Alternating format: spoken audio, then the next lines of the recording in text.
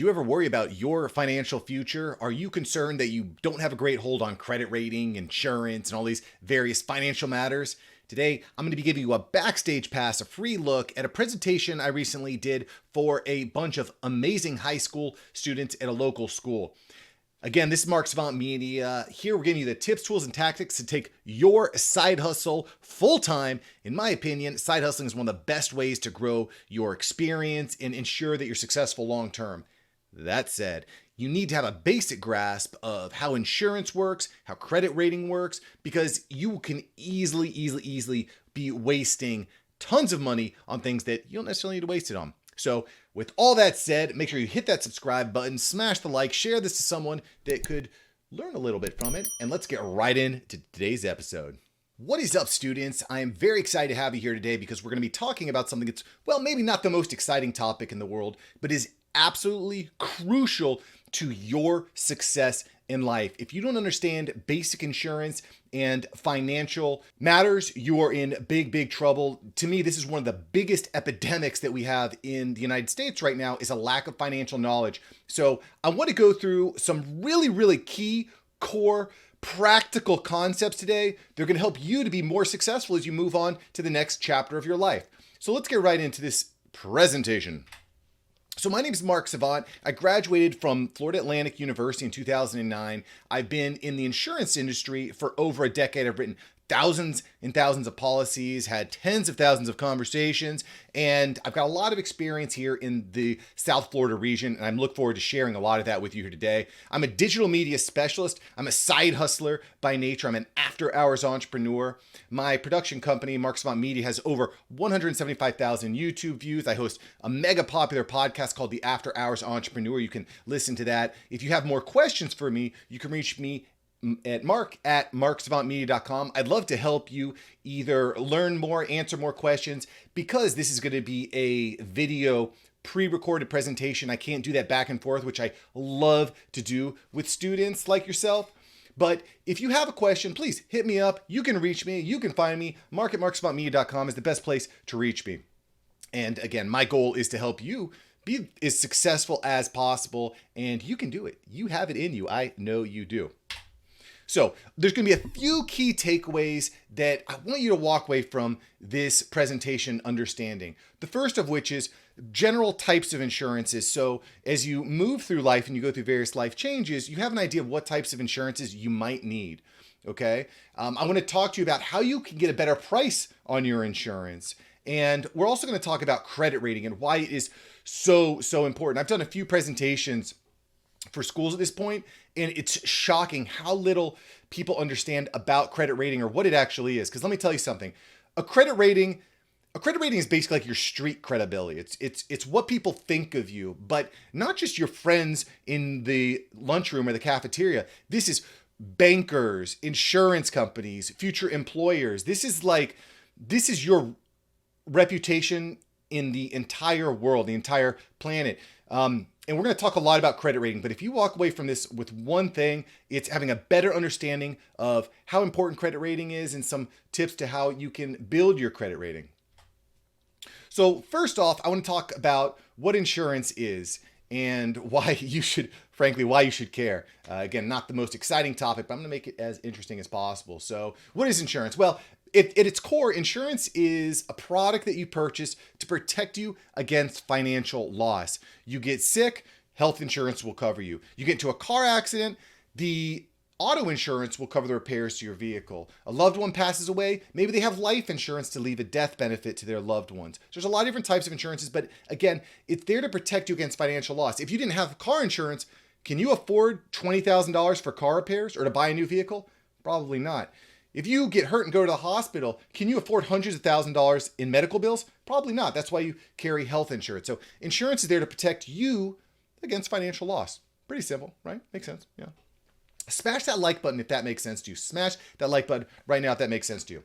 Okay, what else is it for? It's for security, and this is kind of a additional add-on to what we were just talking about with financial loss, but security is really important too. Let's say, for example, that I own a business. Let's say I have a car cleaning business. I go around and I wash cars. Well, do I want to let you clean my car?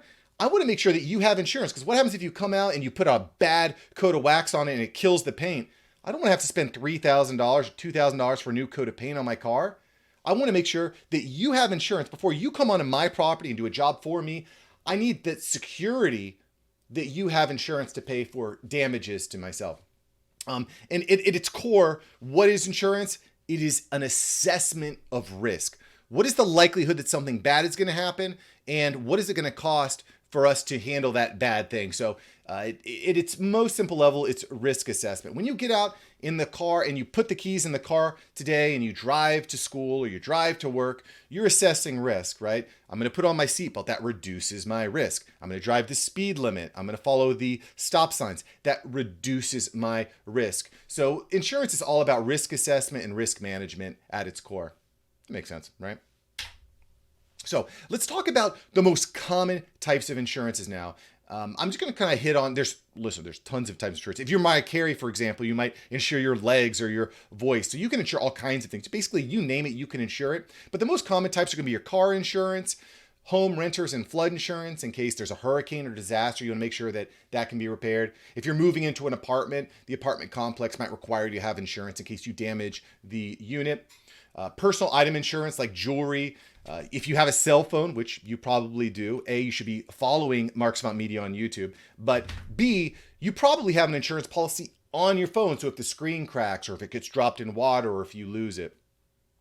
Business insurance, I mentioned before. If you're going to come into my home, into my business, and do work at my place, I want to make sure you have coverage. Let's say you're a videographer, for example. Maybe you're going to go rent out a mansion to shoot a video for a musician or an artist. Well, if you're going to come onto my mansion and shoot a video on my property, you better have insurance, because if you burn the place down or if you cause a flood, I want to make sure that your responsibility will cover my loss. This is super important. This is why insurance is so important. Listen, if you're a side hustler, you're trying to get into business, insurance is something you absolutely are going to need to know about. It is absolutely crucial to the success of your business. There are a lot of jobs that you might not even be able to get because you don't have enough insurance. So if you ever want to scale up a business, you need to have insurance. Workers' comp is, of course, very important for protecting your employees. And in fact, in certain circumstances, it's actually mandated by the government that you carry workers' comp. Typically, that's not a problem or an issue until you reach 4 employees. I'm not going to get into W-2 versus 1099s in this video, in this presentation, but that's another type of insurance that you might carry as an employer. So let's talk firstly about key concepts. Whenever you're going to buy insurance, there's a few key concepts. The first of which is premium. That's what it's going to cost you on a monthly or semi-annual basis. For example, how much do you pay for car insurance? Have you ever seen a Geico commercial where the gecko says you can save 15% or more in 15 minutes?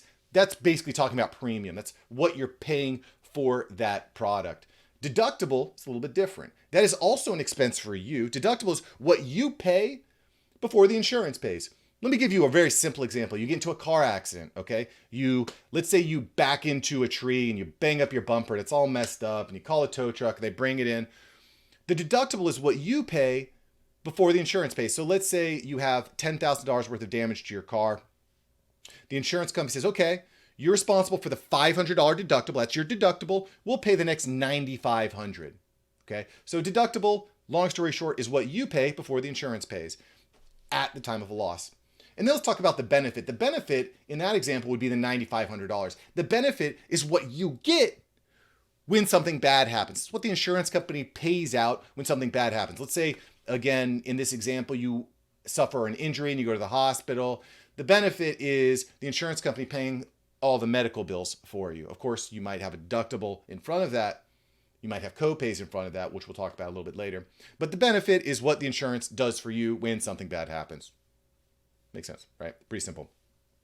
So a lot of times when we're looking at making purchases in life, we need to stagger things in the context of a budget. Listen, this is really, really important. Make sure that you write this down, leave a comment below, smash that like button. You need to understand that every dollar that you make, every dollar that goes out has to be part of your budget. If you're spending more than you make, is that going to work? No. I don't think so. I don't think so. If you look at your neighbor next to you, if you gave them $10 and they're only going to give you back $5, does that work for you?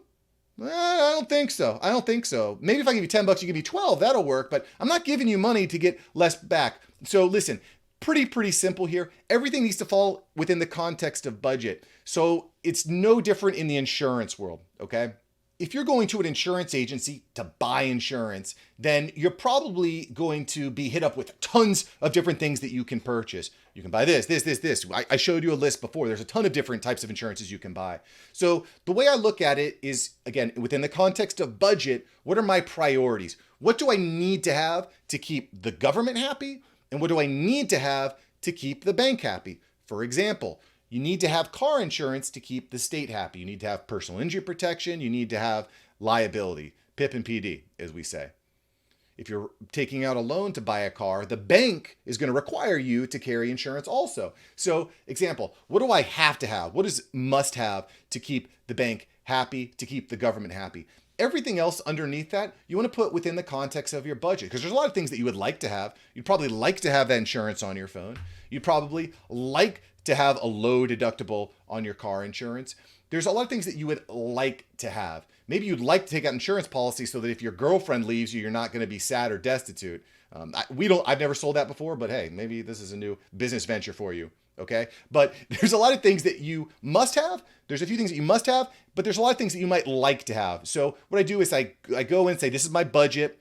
These are the must haves. Let's take care of that. And then let's put in all the other things in order of what I would like to have and what's most important to me based on my current risk, based on my current fears, my current exposure. Alrighty then. So listen, this is going to be an important topic. And I think that after watching these next couple slides, you're going to have some really good ideas on how you can actually lower the cost of your car insurance. Okay. So let's talk about what determines my price. The first is risk. Let me ask you this.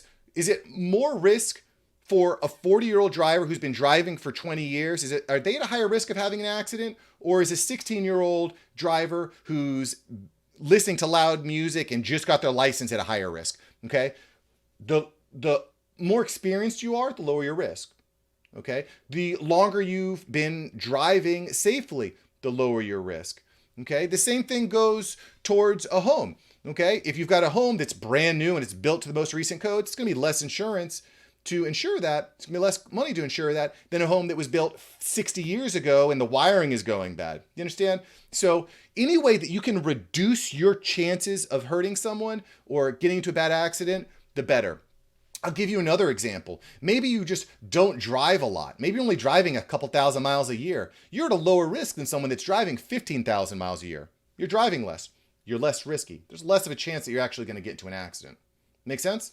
Smash the like button if that makes sense. Okay, let's talk about coverage. What else determines my price? Coverage. The more coverage you have, the more expensive your policy is. I'm going to get into some details on that in just a moment, but the more coverage you carry, the more expensive your policy is. Discounts. There's tons of discounts. Multi-car discount, multi-line discounts, safe driver discounts. A lot of companies offer beacons or apps you can download that track your driving, which will give you a discount. I'm a huge fan of this. Quite frankly, your phone is watching every thing that you do already. You might as well get paid for it. And there is a huge potential to save money if you get into one of these telematic programs. The other thing that determines your price is state regulation. Every state's a little bit different. So some states are going to have different rules, laws, or ordinance that you have to be in compliance with. Remember, we talked about that. You got to be in compliance with the government. If you're not making the government happy, you're not going to be happy. I think we can all attest to that. So those are the four major factors that impact your moolah, what it's going to cost you for that insurance. So I want to go into a little bit of detail here on the actual coverage. This we could go on for hours and hours, and I really like to do back and forth. If you have questions on coverage, hit me up. You got my email, mark@marksavantmedia.com. I'm happy to chat with you. So the first thing that we cover in car insurance is liability. What's liability? Well, that's protecting you against being sued. What if you injure someone in a car accident and they sue you? Liability. What if you run down someone's gate and knock their gate over and they sue you for the damage to the gate? Liability. Okay. So liability protects you from being sued. In its most simple form, if you're ever negligent, if you damage, destroy, hurt someone, that's when liability can play a part. Okay, so liability protects you from being sued. Cool? Got it? Nice?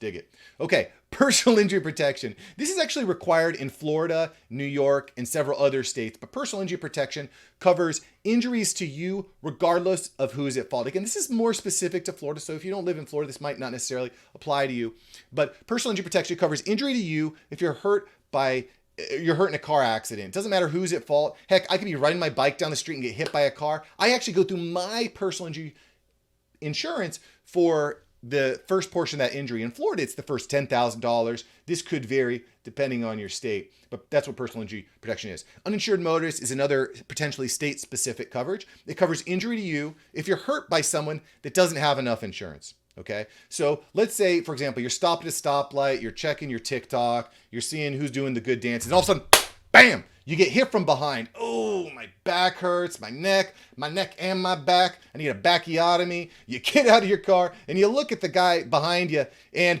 he's like, boom, takes off.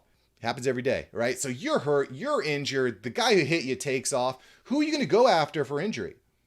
You can't go after him. He took off. He's not there. He's gone. He's a ghost. You ain't never going to see him again, okay? But what you can do is you can cover your injuries first with your personal injury protection and then with your uninsured motorist because you were hit by someone that was either uninsured or underinsured. Another example would be that driver maybe doesn't take off, but they only have a very small policy and you have a very significant injury. Your uninsured motorist is going to help pay for those medical expenses.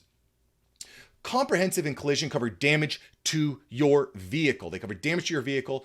Generally speaking, you pay your deductible and then the insurance company pays the rest of the damage to your vehicle. Again, this can apply to all sorts of things. You're getting into a car accident, maybe your vehicle gets stolen, maybe your windshield breaks, maybe a tree falls on your car, maybe you drive through a large puddle. Basically, if your car gets damaged or destroyed, you can go through comprehensive and collision. A rental car, generally speaking, covers the cost to get you a rental car if your car's going to show for a claim. And then towing also is reimbursable. I want to talk about towing just for a second. So everyone listen up. This is really important to keeping your premiums down. A lot of companies will offer towing in their insurance policy, but please understand, this is very, very important, guys. Everyone listen, stop talking to your neighbor. Listen to me here real quick. Anytime your insurance pays you or pays out, that is a claim. Let me repeat that. Every time your insurance pays out, that is considered a claim, okay? Insurance companies don't like paying out claims. In fact, they hate it. That is the one thing that insurance companies don't want to do. It's pay out claims. So remember, if you have emergency road service or towing on your policy, you don't want to use it a lot. Okay, you want to use it for emergencies only because it is considered a claim. And you don't want to file a lot of claims, all right? So jot that down. I want you to talk to the teacher afterwards and say, hey, Mark gave me a really good point about towing. This is something that a lot of people mess up. They'll tow their car. I've had clients that have had car trouble, so they tow their car all around town, getting it looked at. All of a sudden, before they know it, they've had 6 claims on their policy in 1 month. That is really, really bad for your rate. It is really, really bad for your eligibility. So if you have the towing coverage through your insurance company, just use it sparingly, please. Thank you. Cool. Smash the like button. Tell your teacher you learned something today. That's a key takeaway. Again, one last time. Key takeaway. Anytime your insurance pays out, it is a claim. And insurance companies don't like paying out claims. That impacts your risk assessment. Okay? Cool. All right, we can move on. High five.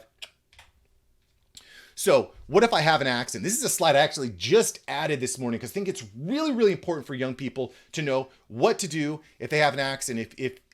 Please go ahead and take a picture, take a screenshot, write this down, maybe put it in your notes. This is a really, really important thing to understand.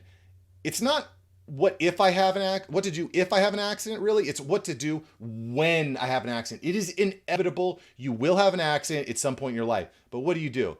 The first step is make sure everyone's okay. Are you okay? Are your passengers okay? Are the other drivers and other members okay? Of course, you're making sure that you're avoiding and being safe. As you're in the road, there might be cars driving by. You want to make sure everyone's safe, okay? That's step one. Make sure everybody is safe, everyone's good. The second thing, you definitely want to make sure that you call the police, make sure that they come out, take a look.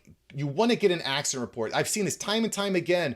People will have an agreement at the scene, say, hey, just take down my name and number and we'll sort it out afterwards. Let's not get the police involved. Don't fall for that. It is a scam. It is a mess because as soon as they leave the scene, they're going to completely change the story. You should always get a police report. For every single accident, you should always get a police report. It's really important to protecting you, okay? And protecting the integrity of what actually happened. So always get a police report filed.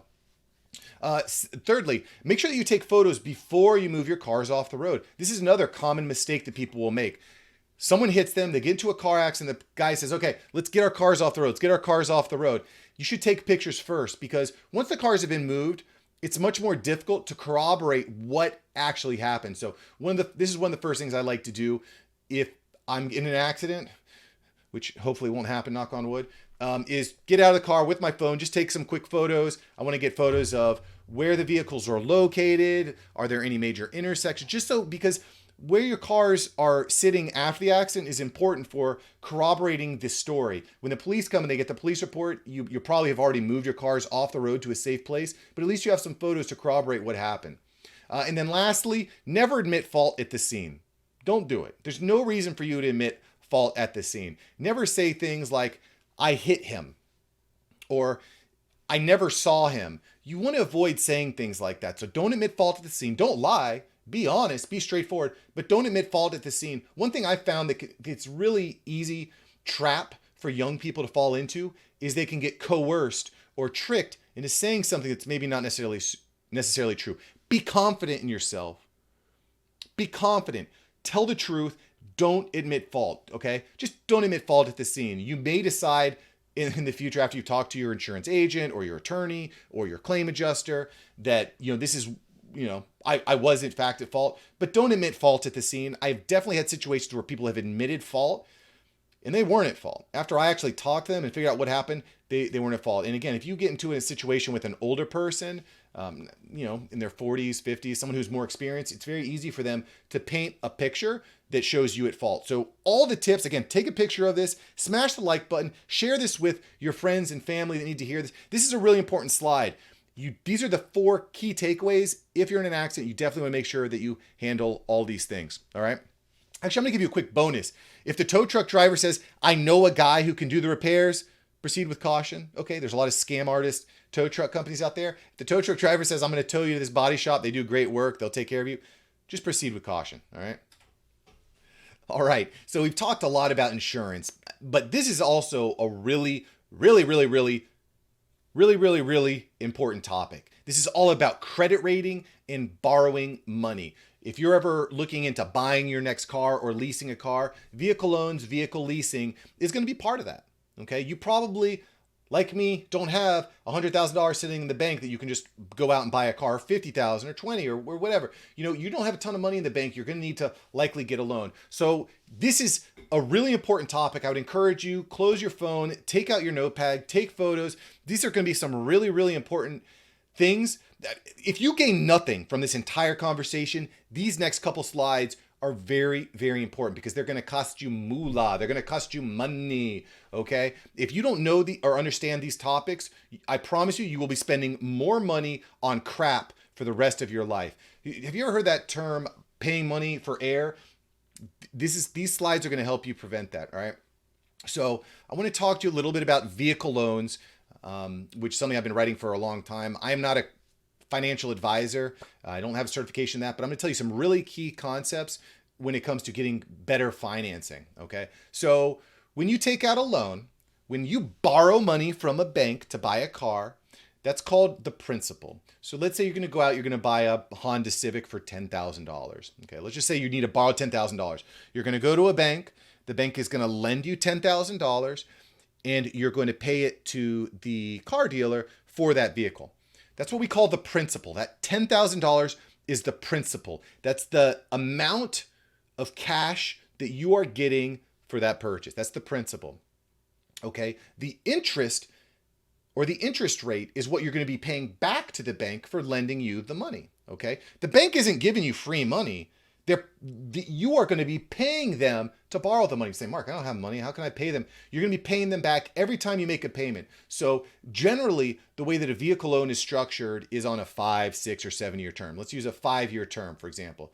You borrow $10,000. You might be paying back the bank let's just say $250 a month, okay? I'm just throwing out arbitrary numbers. So you're paying back the bank $250 a month. Part of that's going to be for the principal that you borrowed.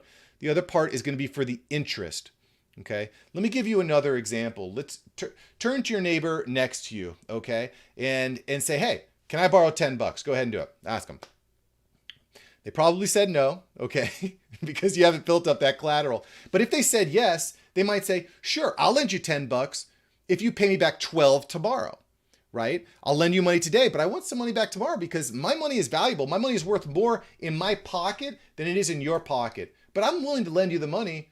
I just want a couple of extra dollars back tomorrow. Is that cool?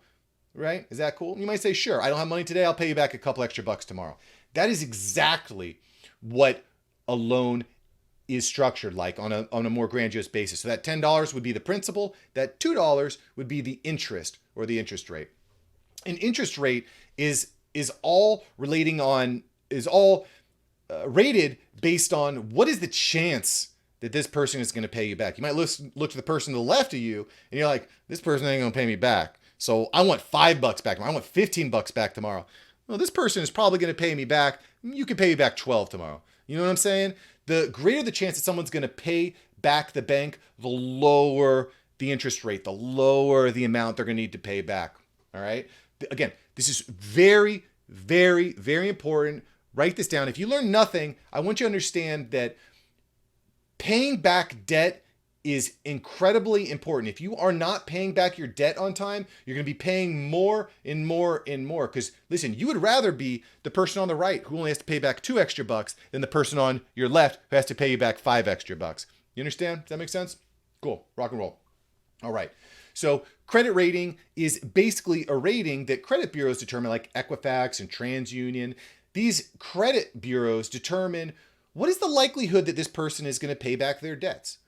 And the greater your likelihood of paying back your debt, the higher your credit rating, the less amount you have to pay in interest, okay? Let me give you another example. If you were going to go to the grocery store and buy cereal and you could get a discount, that's kind of like what a credit rating is. The better your credit rating, the bigger your discount on loans from the bank, on goods and services. So better credit rating is better. And it's going to take you a long time to build up a credit rating. The best way to build your credit rating is to take out debt and to pay it back. So for example, another good way to build your credit rating would be to get a credit card.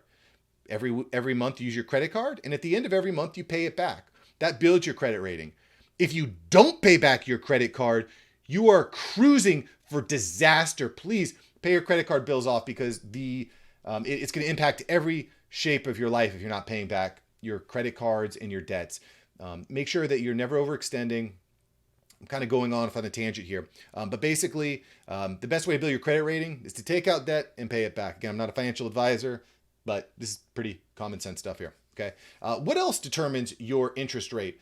Your debt to income ratio. Okay. If you make more money, it makes it more likely that you can pay back your debt. So a really common question that you're going to get when you're applying for a loan is, what do you do? How much do you make? How long have you been working for that company? This type of information makes it much easier for the lender to determine what the chance of you continuing to make money and paying them back will be. Okay. Value of the vehicle, right? So the more they lend you, typically the more you're going to be paying back in interest. So that's another thing. But above all, your credit rating is the key. That's what I really want you to focus on over the next, 2 years, 5 years, 10 years. It's focused on building your credit rating. I'm only touching the tip of the iceberg, but just really focus on your credit rating. That's really important because it impacts not just your loans, it impacts every stage of your life. Every facet of your life is determined by your credit rating. So please make that a priority, okay? Cool. Thank you. If you're going to make credit rating a priority, smash that like button and leave a comment below. Smash that like button, destroy the like button, and let me know that credit rating is going to be important for you. And in fact, share this with someone that needs to hear it. All right. I'm going to talk briefly here about renter's insurance. So what is renter's insurance? Well, basically it protects you and your landlord when you go and you rent an apartment or rent a home, okay? Typically it's going to cover a few major things. Your content, so your bed, your television, your furniture, your computer is all covered under your contents portion of your renter's insurance. Liability protects you. Again, we talked about this early. Liability protects you from being sued. So let's say, for example, you have a party, you're having a killer banger, all your friends are over, you guys are having a great time, and someone knocks over a candle and it causes a fire. You got smoke damage, you got fire damage, there's tens of thousands of dollars worth of damage. Well, do you have tens of thousands of dollars to pay for damage to the unit? Probably not. Okay, that's where your renter's insurance comes in, because your landlord can come in and say, hey, you caused the damage. I'm going to sue you for $20,000. I'm going to sue you for the damage. Cool. Talk to my renter's insurance company, all right? Talk to my hand, then talk to my renter's insurance company, all right? I got liability. I'm protected. You can sue me, and then you can talk to my insurance company, okay? And then lastly, medical coverage. There's some supplementary medical stuff that comes into place as well. I'm not going to touch on that a lot. The keys to renter's insurance are really my belongings are covered and my bank account is protected in case I get sued. Home insurance. I'm going to talk about this briefly as well. But home insurance, why do I need it? What does it cover? How much does it cost? Let's get into it. Basically, you need home insurance for the same reason. If your house burns down, you want to make sure you can rebuild it. Also, if you're going to be borrowing from a bank, if a bank's going to lend you $250,000, they want to make sure that that collateral, that house is protected in case it burns down. Okay. And then we're going to go into some more of these features here. So why? Again, it's bank required. The bank requires it. If they're going to lend you money, they want to make sure that that money, that asset is protected. It's going to protect your home from all sorts of different things like hurricanes, fire, theft, water damage. And then again, we keep coming back to liability. It protects you from being sued. You know, if you've got a guy at your house who's, let's say, working on your water heater, he's going to replace the water heater, he zaps himself, he gets electrocuted, he might sue you for injuries. Cool. Talk to my home insurance company. I got you. Okay. First, talk to the hand, liability, then talk to my insurance company. All right. You understand? I just came up with a spur of the moment. I don't know if it's going to resonate, but yeah. Make sure you protect yourself and your bank account. Okay. So what's covered? The main things that home insurance covers is the actual structure of the dwelling itself, your contents. We talked about this with the renter's insurance, like your furniture, your television, your clothing. And liability, which we keep hitting on. Talk to the hand. That's my liability protection. You want to sue me? Talk to my hand, then talk to my insurance company. Okay. So how much does home insurance cost? Again, insurance is all about risk assessment. So there's a lot of different factors. How is the home constructed? Is it wood? Is it? Let's take the example of the Three Little Piggies. Okay. The house built out of straw blew right over. The house built out of mud, right over, or wood, right over. The house made out of brick withstood the big bad wolf, right? So basically, the more sturdy your home, the newer, the better code, the less it costs to insure. Again, where is it located? If you were to take a home out west, in the middle of the state of Florida, let's take the middle of Broward County, probably not going to cost as much as a home that's right on the ocean, right next to the Atlantic Ocean. It can be a lot more expensive because there's a higher risk of wind and damage and so on and so forth. So home insurance is these are the main features that determine the price of home insurance. I'm not going to stay here too long. Okay, personal items. So this is going to be items like jewelry, artwork, specialty type items. Again, you probably have some sort of personal item insurance on your phone. So if your phone gets damaged, this is a good thing to happen. If you get married, if you're going to give someone a wedding ring, you better make sure that there's insurance on that ring because you don't want to lose a $3,000 ring and come up short. So this is a good thing to carry for specialty value type of items. I have a friend of mine who collects trading cards. He has a huge expanse of very, very expensive trading cards, and personal article policy is important in case those cards get stolen or damaged. Let's talk about life insurance just for a moment. Life insurance is important so that you don't leave a financial burden on your loved ones. I'll give you a personal example. I'm married.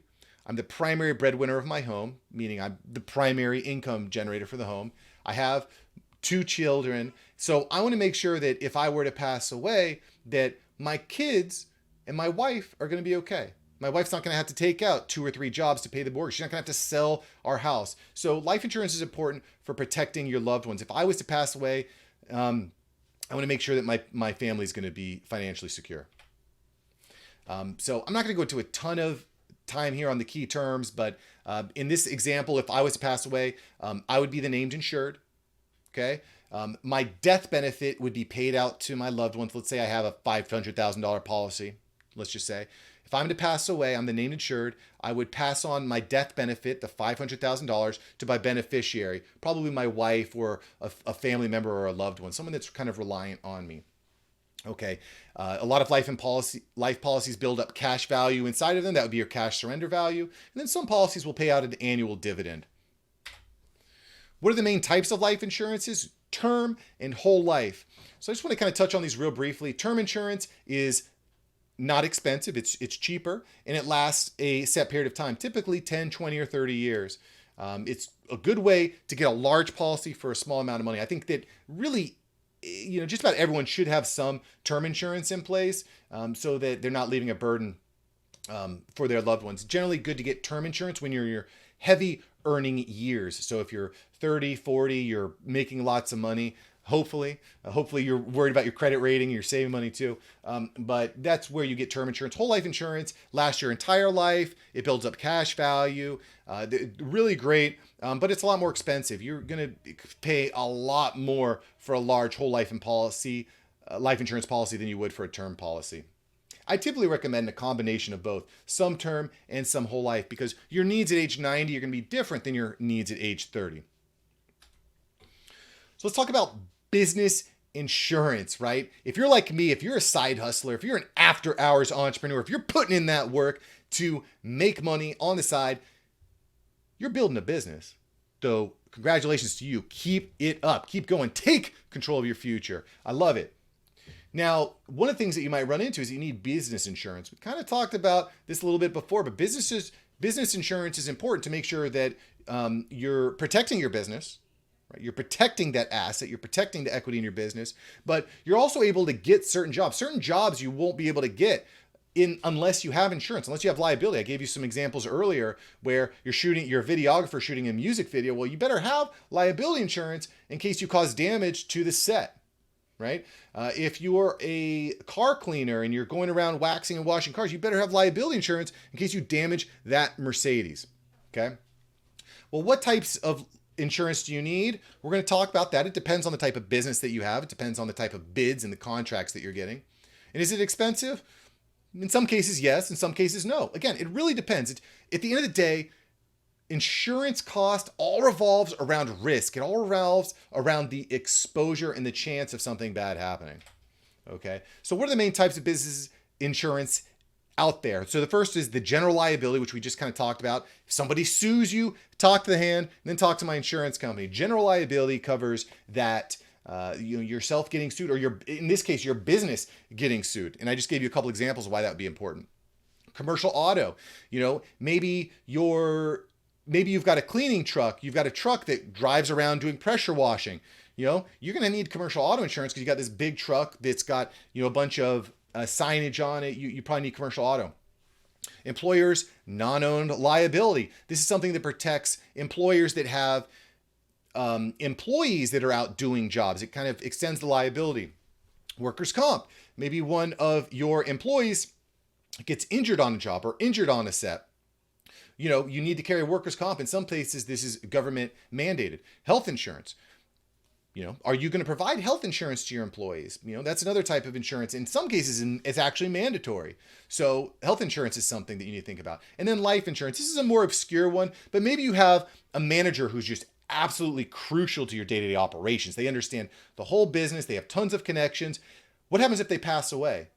Well, what do you do as a business owner? You might have a really difficult time replacing them. So life insurance on that key employee can help make sure that the business operations continue to flow, maybe helps you to recruit someone that can fill those shoes. So I think in general, if you're starting a business, the main insurance policy you need to be thinking about is the general liability. That's probably the most important. So that would be the one to really focus on. All right, so let's talk a little bit about insurance careers, the type of business roles that you might serve. If you're getting out of high school or getting out of college, you might be looking for ways to earn more money. Insurance ain't going anywhere, okay? It's absolutely vital to the way that commerce operates. It's the way that banks lend. Like nothing people would not be able to buy cars, buy homes, open up businesses without insurance. So it is not going anywhere, okay? The way that you serve might change though. So the main thing that you look at when you go to like a local insurance company is going to be an agent. That's going to be a person that's licensed and certified. in that state to sell insurance. So that would be your insurance agent. Okay, they're probably the business owner. They own the business. And then they're probably going to have reps underneath them like sales or service. Sales is probably the people that call you and say, hey, I want to save you money on your insurance. Would you like to talk? And you're like, nope, boop. That's that. The service person is probably the person that you call and say, hey, I need to pay my bill. I need to sign this form. I got a letter. That would be your service rep. An underwriter is generally someone that is working at a central office and is reviewing all the risk as it comes in. So for example, the salesperson at an insurance agency might write a policy for let's say a business. They write a policy for business. They send to the underwriter. The underwriter is going to review all that information to make sure it's on point, to make sure they have all the proper documentation, to make sure that the rate models are accurate. So that's what the underwriter does. An adjuster is typically someone that handles the claim side of things. So if you get into a car accident, you take your car to a body shop to get it looked at, the insurance company will send an adjuster. The insurance company will send an adjuster to look at the vehicle to make sure that all the damage is legit, it's copacetic, that what you're claiming is actually a legitimate claim. Okay, and a regional liaison is kind of like it's like a district sales rep. So, for example, if you're selling a particular health insurance product, or if you are related to an industry, you might go around to local agents and say, hey, this is the product that we serve. If you have a problem, call me. They're typically kind of like almost like a third party vendor that will be a representative for an insurance company, so that agents will be more motivated to sell those products. They'll understand the products. They'll have a number that they can call if there's a problem. So these are a lot of the major things that we're seeing in the insurance industry right now. Now I want to talk about the future of insurance because, listen, cell phones, electronic cars, self-driving cars, things are changing a lot. So I want to talk to you a little bit about where the industry is going. I think this is really interesting. So telematics, this has aged very well. I was talking about this a couple of years ago, but telematics are huge right now. Telematics, there's really a couple different ways I look at telematics. So in one way, it's data. It's collection of data. Remember, insurance is all about risk. So by using telematic devices, you're able to assess risk better. I mentioned you download an app on your phone that tracks how safely you drive. That's telematics. And the insurance company can use that data to give you a better rate or even raise your rate if you're not driving safely. Another way that telecommunications is obviously evolving, right? In my office, we now are getting webcams for every single computer so that we can have conversations with regional service reps and underwriters and also clients and customers. We live in a world now where a lot of things are shut down. A lot of in-person meetings are shut down. This is November of 2020, hopefully at the tail end of the COVID-19 pandemic. We'll see. But being able to talk to people remotely, just like we're doing via video, is going to become more and more relevant across every industry, and the insurance industry is no different. We talked a little bit about telematics and data. The digital algorithms, the digital data, all the same thing. Everything is being digitized. And, we're living in a world like when my father first started his insurance agency, everything was done on a pen and paper. Now everything is electronic. Okay. So we're going to see a shift towards more data, more digital, more video. I think that's where we're going to see. And lead generation comes as the same part of that. When my father was starting his agency back 30 years ago, he would go door to door, knocking on doors, selling people, cold calling. A lot of this stuff is done digitally now. We get a ton of business just from Google. People go to Google, they type insurance near me, and we pop up. And, I think that's going to be I think all these are just common threads amongst business in 2020. So if you're an after hours entrepreneur, if you're really looking at building your business, all of these things are going to be relevant to you as well as anyone who's going to be interested in insurance. So look, I appreciate you being a part of this. Thank you so much for bringing me into your classroom. If you enjoyed this video, I'd encourage you, hit the subscribe, hit the like button, and let me know. Do you have a question I didn't touch on? I'd love to certainly answer you. You can hit me up at mark@marksavantmedia.com. If you're interested in taking your side hustle full-time, if you're interested in starting a side hustle, you absolutely want to listen to my top-rated podcast, The After Hours Entrepreneur. I bring on tons of industry experts from Pat Flynn, David Meltzer, some just really, really amazing people. So make sure that you subscribe to the podcast, The After Hours Entrepreneur. Listen, if you're going to be successful moving forward, You need to take control of your destiny. There's too much stuff that's changing. Everything is different. In 5 years, the world's going to look completely different. So start your journey now. And the After Hours Entrepreneur is a great show. I put a lot of effort into it. And I'm going to make sure that you have the tips, tools, and tactics to really take it to the next level. I believe that you have greatness inside of you. I really do. Every single person out there, look at yourself, look in the mirror, look at the person to your left, your right. You can be looking at the next Jeff Bezos. You understand? You have greatness inside of you, but the only way to get there is to start taking these steps forward. Start taking these steps forward. And the After Hours Entrepreneur is specifically designed to help you do that. So look, thank you so much for being a part of this. I'm just really honored to spend a few minutes in your day and be a part of your journey. I'm wishing you all the best. Take control. And again, go back. And if there's a couple things to remember, it's A, what to do if you get into a car accident. B, what a credit rating it is, why it's so important. If you walk away from here knowing one thing, it's understand what a credit rating is. It's very important. Insurance is all about risk assessment, and your credit rating directly impacts the way that your risk is assessed. And then lastly, take control of your life. Nobody's coming to save you. Take control of your life. Start a side hustle. Join the After Hours Entrepreneur community, and I wish you nothing but the best. This is Mark Savant signing off. Have an awesome day, and I look forward to seeing you achieving your dreams in the near future, all right? Peace.